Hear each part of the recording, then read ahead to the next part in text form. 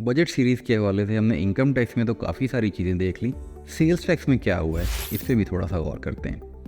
देखिए, इस दफ़ा बजट में बहुत सारी चीज़ें ऐसी हैं, बहुत सारी अमेंडमेंट्स ऐसी हैं जिनमें इनकम टैक्स और सेल्स टैक्स को मर्ज किया गया है। कुछ डेफिनेशंस डाली गई हैं, कुछ चीज़ें ऐड की गई हैं, बोर्ड को डिफ़ाइन किया गया है, किसी भी एक मेंबर को बोर्ड का इख्तियार दे दिया गया है, फ़ाइन और पेनल्टीज़ को तब्दील कर दिया गया है, दोबारा से काइबर प्लस 3% पे ले गए हैं, जो कि किसी दौर में पहले भी ऐसे ही होता था। अब ये जो सारी तब्दीलियाँ आई हैं, इसमें सेल्स टैक्स के इम्पैक्ट को देखते हैं।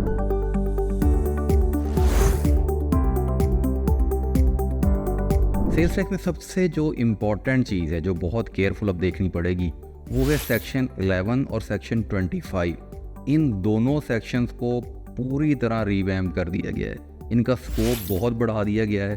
टैक्स फ्रॉड पे इतना सख्त एम्फेसाइज किया गया है इस बजट में कि लगता है कि हर काम ही अब टैक्स फ्रॉड के ज़ुमरे में चला जाएगा। इन्होंने उसकी डेफिनेशन को इंक्रीज़ किया, उसके अंदर सारे पॉइंट्स बनाए, falsification of record, tampering of record, non payment of tax, और इतनी सारी चीज़ें डालने के बाद भी जो बजट का ये फाइनेंस एक्ट है, ये कहता है कि ये एग्जॉस्टिव डेफिनेशन नहीं है।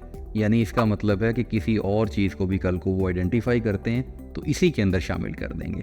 तो टैक्स फ्रॉड के हवाले से स्पेशल विंग बनेगा। सेक्शन 11 का स्कोप बहुत ज़्यादा बढ़ा दिया गया है, उसके अंदर सब सेक्शंस ऐड कर दिए गए हैं कि आप ये कर रहे हैं, ये कर रहे हैं, ये कर रहे हैं। इसी तरह ऑडिट जो है सेक्शन 25 का, उसके स्कोप को बढ़ा दिया गया है, उसमें बहुत सारी चीज़ें ऐड की गई हैं।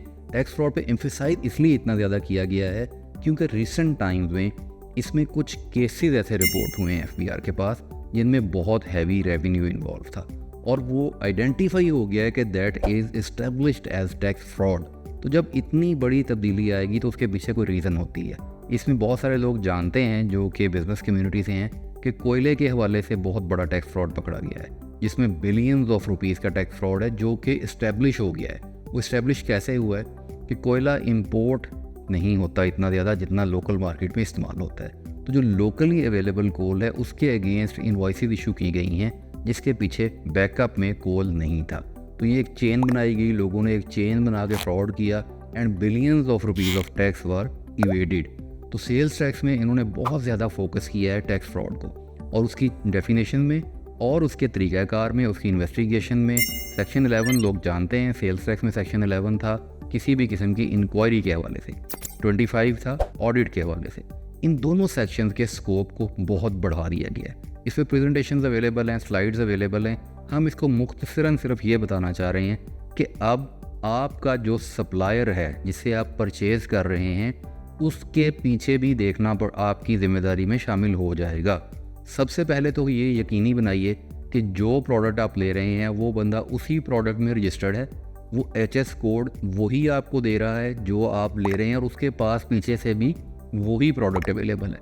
एटलीस्ट एक फोरम जो कि आपका सप्लायर है उसको ज़रूर मॉनिटर कीजिए और बड़ी अच्छी तरह देखिए कि आप जो परचेजिंग कर रहे हैं उसमें प्रोडक्ट के हवाले से, उसके स्टेटस के हवाले से, अगर वो इंपोर्टर है तो उससे GD की कॉपी लीजिए लाजमी।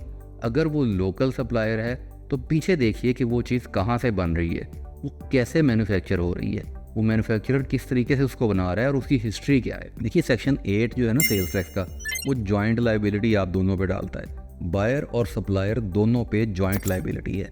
तो इस जॉइंट लाइबिलिटी को जहन में रखते हुए आपने अपने सप्लायर को भी देखना है, और कोशिश कीजिए कि हरगिज़ उसको पेमेंट कैश फॉर्म में मत कीजिए। जहाँ विद होल्डिंग टैक्स है वो विद होल्डिंग टैक्स को विद हेल्ड कीजिए। ट्रांसफ़र ऑफ गुड्स यानी कि फ़िज़िकल गुड्स की मूवमेंट के एविडेंस, जिसमें बिल्टियाँ हो सकती हैं, गेट पासेस हो सकते हैं, इनको प्रॉपर मैनेज रखिए।